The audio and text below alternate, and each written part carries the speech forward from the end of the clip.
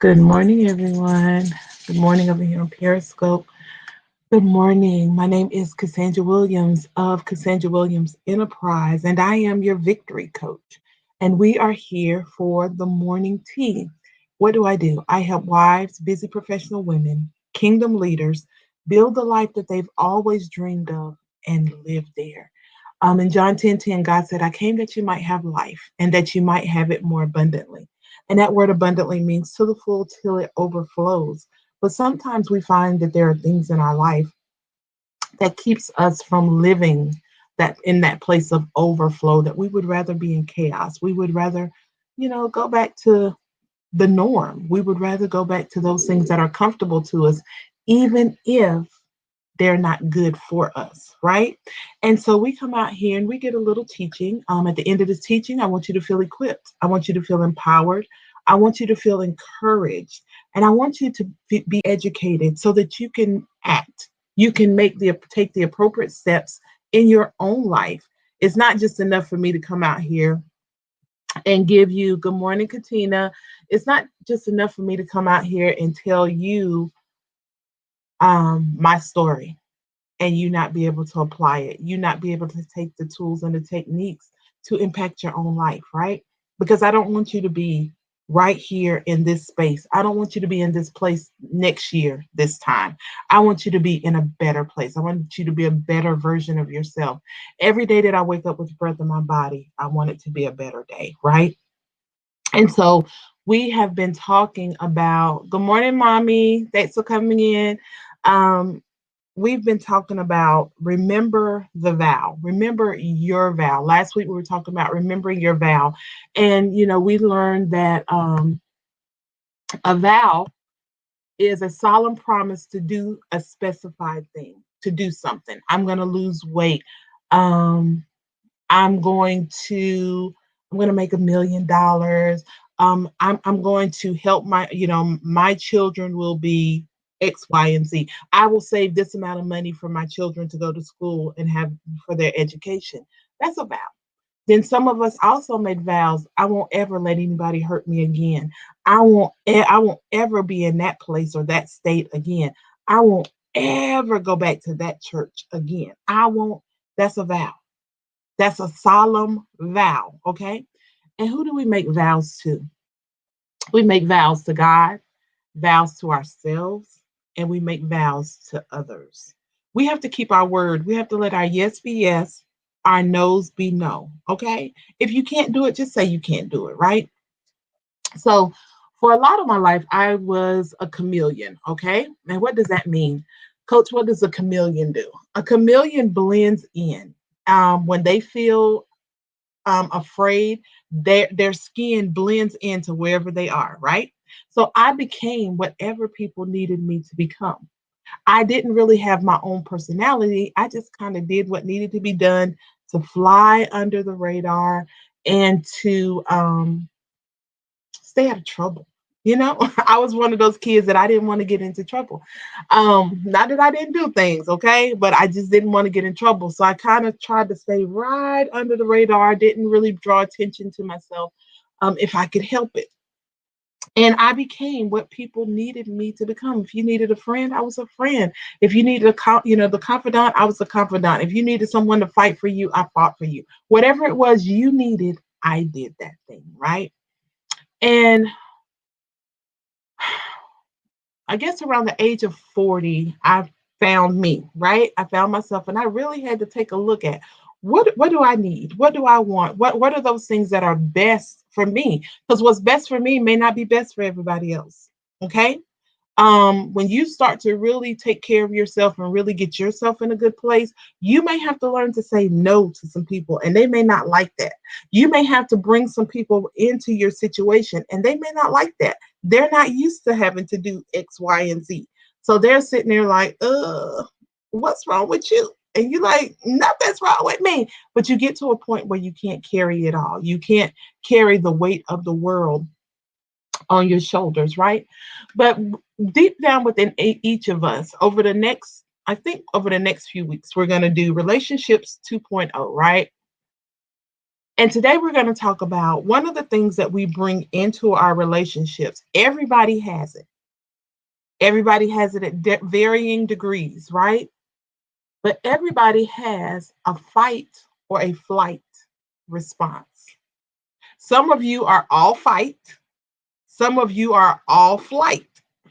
I was flighty, FLIGHTY, flighty. That when things got hard, when things got tough, when I didn't like what was going on, I ran. I was a runner. And so if something didn't seem quite right, I was like, yeah, I'm out. I've left for less. I don't have to take this, those vows we're talking about. Good morning, Kamita. Those vows we've been talking about. I ain't got to take this. A lot of us have that flight response when it comes to church and to ministry things. There's a church on every corner. I don't have to do that. Now that we're kind of, everybody should have been settling down a little bit now, because we're at home quarantined and we're not actually going into the buildings, so it should be a little easier for you. But some of us, we have a flight response, and we bring that flight response into flight or fight. And some of you are fighters. You've had to fight for everything you got, and you bring that over into your relationships. So whenever it's time, when things get hard, when it's time to discuss, when it's time to make decisions, it's my way or the highway, or you ready to fight, like fight, argue, you can't back down. You can't just go pray and let cooler heads prevail. You got to be in the moment. And that's a fight response, that whenever you're triggered, you fight, you lash out. I'm going to get you before you get me. And some of you, that's the vow you live by. I'm going to get them before they get me, because you've been hurt before. And so in the midst of you being hurt and never getting that place healed, you have a fight or a flight response. So you're not allowed to be consistent. You won't allow yourself to be consistent. Sometimes you don't allow yourself to be present in the situation. Good morning, Jeanette. Thanks for coming in. You don't allow yourself to be present in that relationship, because this is uncomfortable. Whenever it gets uncomfortable, you're either going to run or you're going to fight. And that is just innate in you, and you've got to work on that. We have to have a balance. I couldn't run every time something looked like it was going to go the wrong way. I couldn't protect myself by continuing to run. And at one point, God was like, you're not running anymore. You're going to stay right here. You're going to do it. It was like Isaiah 59 when it says, when the enemy comes in like a flood, the Spirit of the Lord shall lift up a standard against him. And see, the Spirit of the Lord was living in me, right? So it was like God was living in me, and he was like, no, because growing up, I was a fighter. Okay.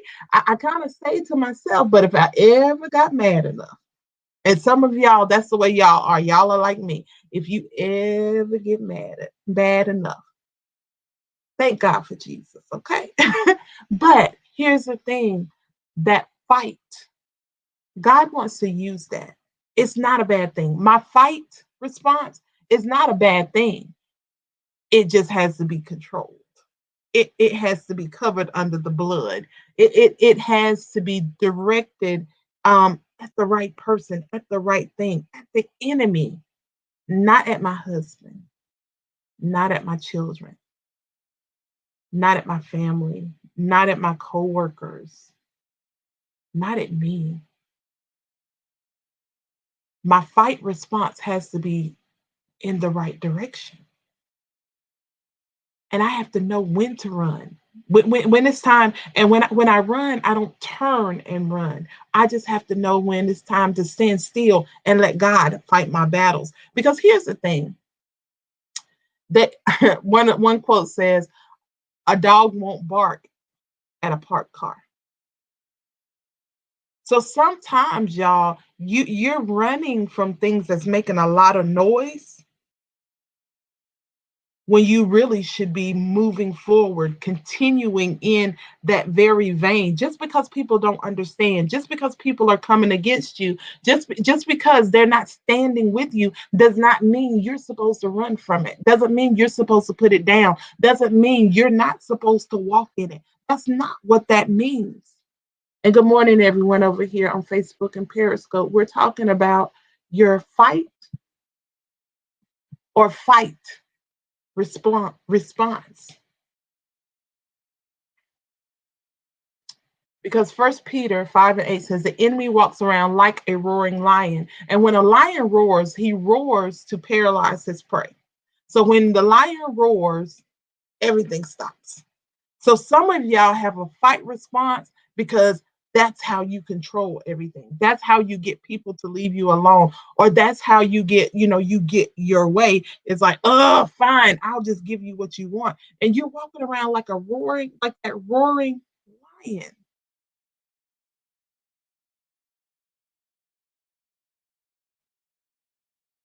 But the whole gist of it is he's not a lion.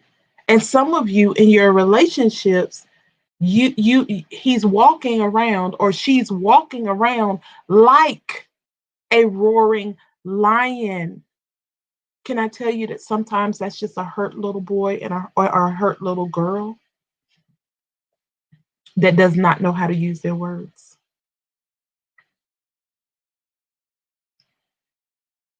So, do you have a fight or a flight response? How do you act when somebody else has that response? Because me, I don't like um, dominant personalities. I'm not gonna say I don't like them, but I had to learn how to deal with them because that's not my personality. And so we would kind of bump heads because I'm so concerned about the people and how everybody feels. And they're like, no, we got to get this done.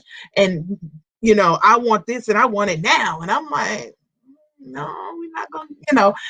And so there was a season I would run from those types of people. But when I finally realized that if we could ever sit down together, we had for the common goal. We wanted the same things, we just had different ways of getting it.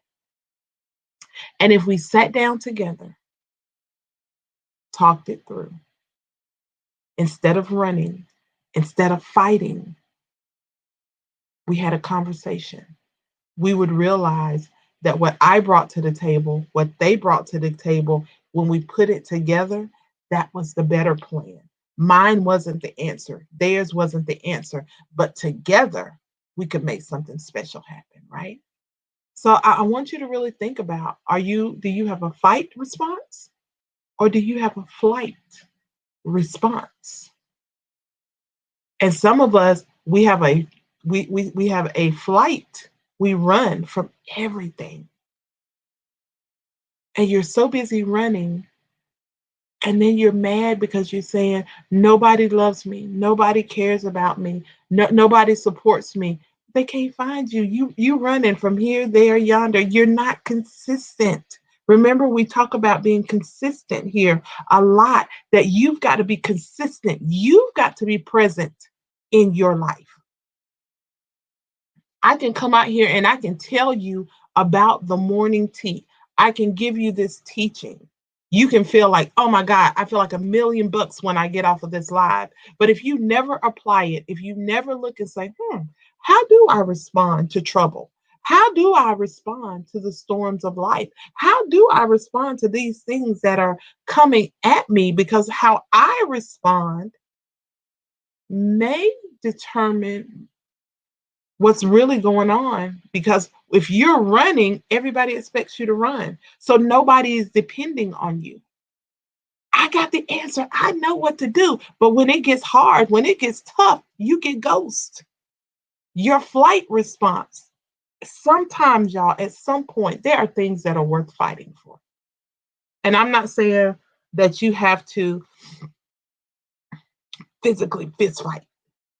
But I'm saying war in the spirit. There are some things that you got to fall on your face. You got to turn down your plate. You got to get in your word even the more. There are some things that are worth fighting for, that you don't just leave it by the wayside. And I remember the day I was like, God, because I used to always pray a prayer over people. And I was like, God, make their feet like cement. And he was like, I'm going to make your feet like cement. And he said, you're not going to run. You're going to endure. You're going to go through it. You're going to weather the storm.